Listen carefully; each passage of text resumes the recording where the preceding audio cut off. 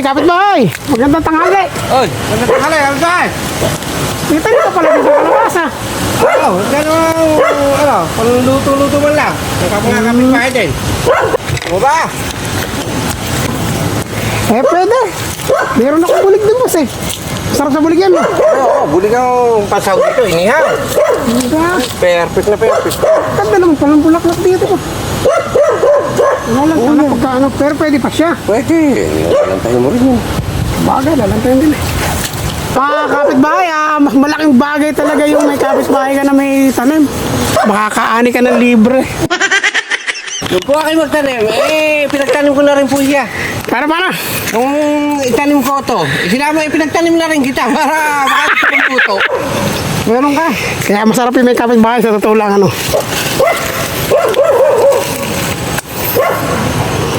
Kanina bukang-buka yan. Oo, kanina po lahat yan.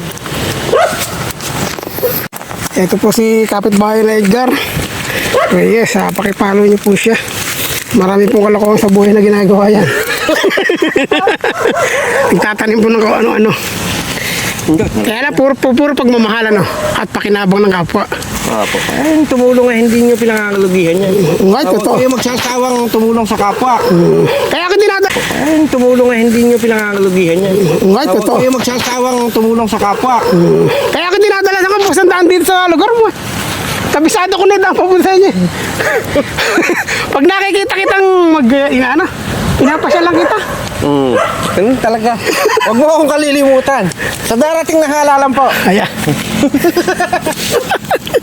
Kapitbahay, sasama ko na isang pikitnere. Sa atiyan mo na bubuka to. Malaking bagay talaga hindi mo kaaway ang kapitbahay, ano? Ay, oo. Pagka kasi hindi mo kaaway ang kapitbahay mo, mapapakinabangan mo sila. Huwag mo aawayin. Kahit paano eh. Mapasyal kaya alokin ka, di. Pwede mo naman tanggapin. Tudo.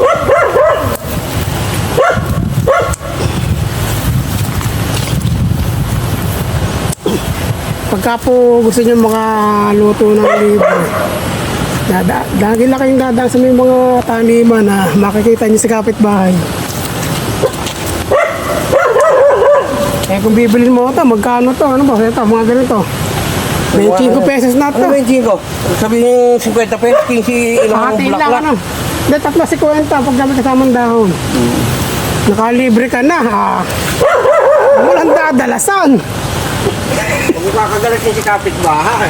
Oo, Si Kumare! Huwag mo kakagalit niya si kapitbahay. oo. Si Kumare! Paano? Huwag mong kakagalitin si Kumare. Oo. Basta kung sila tama, kaya kung tama sila. Hindi sila magaling eh. Wala, hindi naman maayos yun eh. Eh, natatanggal, boss. Pagkain natatanggal yung bulaklak. Wala, laglag na. Ang laos na yun. Pag yung nalaglag, yun ang laos na. Kaya madaling alamin.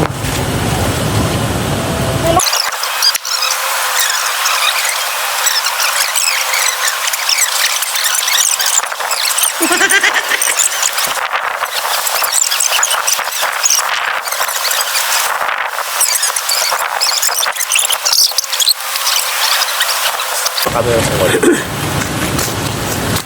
Sarap laang niya. Yun yung nga. Malaking bagay talaga na ang kapitbahay mo, kaibigan mo. Pagka hindi, nako. Lilingon, hindi ka lilingon na boss. Ay si kapitbahay mo sa Boss Oli. Lalaki na nung pakuan, kagano na oh. Boss Oli, Ganyan na kalalaki na. kakantahan nga, bulol na yun. Boss, malalaki na yung bunga ng pakuan mo. Konti, sir. Dadahin ka namin dyan, kapitbahay. Lalaki na. Pinas niya na isang araw eh. Ano lalaki? Pinakamasi